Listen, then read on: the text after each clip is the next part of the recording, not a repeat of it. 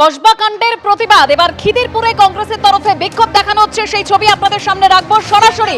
আমাদের প্রতিনিধি সন্দীপ সরকার রয়েছেন আমাদের সঙ্গে। সন্দীপ,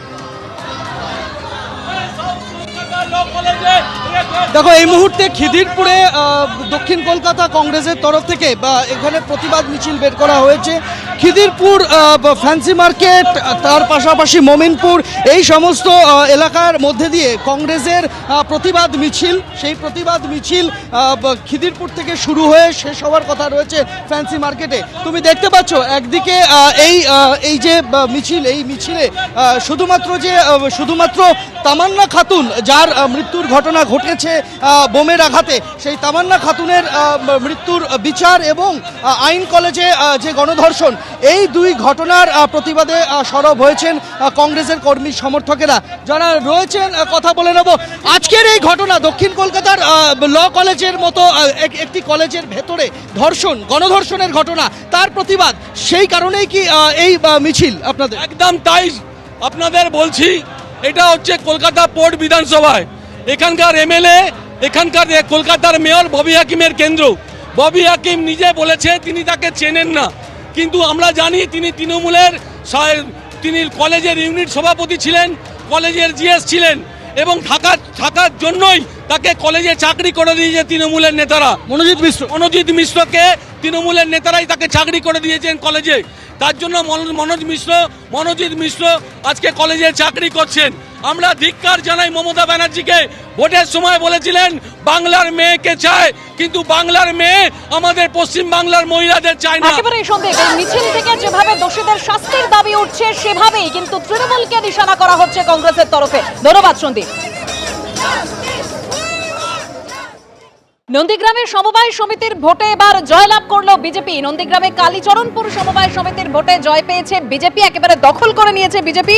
সমবায় সমিতির 12টি আসনের 12টিতেই জয় বিজেপি। আরো তথ্য আপনাদের সামনে রাখবো। বিটন চক্রবর্তী আমাদের প্রতিনিধি রয়েছেন টেলিফোন লাইনে। বিটন, 15ই জুন ভোট হওয়ার কথা ছিল এবং সেখানে ভোট হয়নি, তার প্রতিবাদে হাইকোর্টেও গিয়েছিল বিজেপি। একদম দেবস্মিতা, তুমি জানো যে এই সমবায় সমিতিতে গত 15 তারিখে ভোট হওয়ার কথা ছিল, কিন্তু আগের দিনই পুলিশের তরফ থেকে জানিয়ে দেওয়া হয় যে তারা পর্যাপ্ত পুলিশ নিরাপত্তা দিতে পারবে না, সেই জন্য প্রশাসনের তরফ থেকে কিন্তু স্থগিত হয়ে যায়। পরবর্তীকালে বিজেপি তরফে হাইকোর্টে তারা আবেদন করে এবং হাইকোর্ট গত 17 জুন নির্দেশ দেয় যে 3 সপ্তাহের মধ্যে এই সমবায় সমিতিতে ভোট করতে হবে। সেই হাইকোর্টের নির্দেশ মেনেই কিন্তু আজকে ভোট হয়। এবং তুমি জানো যে এই সমবায় সমিতিতে 12টি আসন রয়েছে। একটি আসনে বিজেপি আগে বিনা প্রতিদ্বন্দ্বিতায় জয়লাভ করে। আজকে 11টি আসনের ভোট হয় এবং দিনের শেষে যখন দেখা গেল ভোটের ফলাফল বেরোনোর পর, তখন দেখা গেল যে আজকে 11টি আসনে যে ভোট হয়েছিল সেখানে 11টি আসনেই বিজেপি সমর্থিত প্রার্থীরা জয়লাভ করেছে, অর্থাৎ 12টি আসনেই বিজেপি সমর্থিত প্রার্থীরা তারা কিন্তু জয়লাভ করলো। ধন্যবাদ বিটন।